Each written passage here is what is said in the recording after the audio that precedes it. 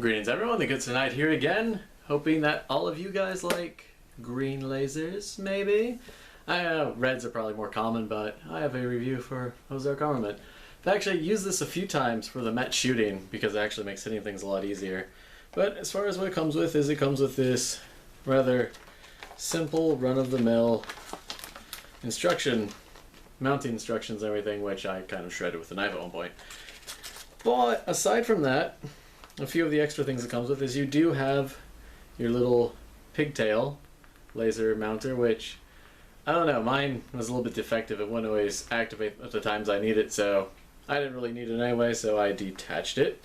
But it also comes with a little mount for things like shotguns and other things without molly. And the mount, interestingly enough, actually seems to have two little side molly mounts, so you can mount other things like dot sights or whatever to it, flashlights.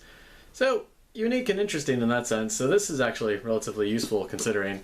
But as for the laser itself, I currently have it helmet mounted because I'm pretty much out of space on my main gun to mount a laser to. And the main reason we've been using all these lasers for is basically enemy locations, highlighting bunkers while doing communications over the radio. So, the way I have this one mounted is on here. It's technically upside down. As you can see, you have these screw caps here, and within each of these is a little, this one's actually hexagonal adjustments, so you can change it left, right, depending on where it's aimed in at. And you generally want to set these to relatively close range because if you're using a laser, you're probably not sniping, unless you're a video game sniper and you're doing a terrible job because everyone knows where you are.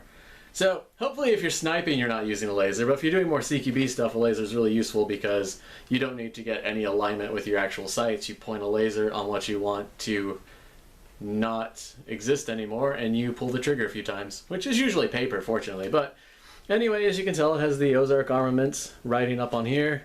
Here's the laser instructions, which are upside down because I'm too lazy to swap it because I don't really need my head orientation adjusted too much. But X-Y axis view light warnings: do not point in your eyes, do not point in the eyes of others. So airsoft wise, outside of highlighted bunkers, you really don't want to use this on a person.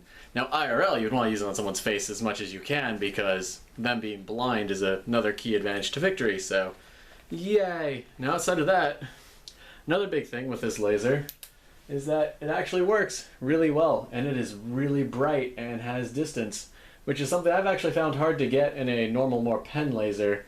I've had a lot of hit or miss things. Usually those just don't work.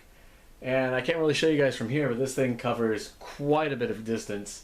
You can highlight practically anything from a distance with the right amount of accuracy, so really, really impressive. It also comes with this rail mount here, so it's mounted onto the helmet's little rail, which would look like this otherwise.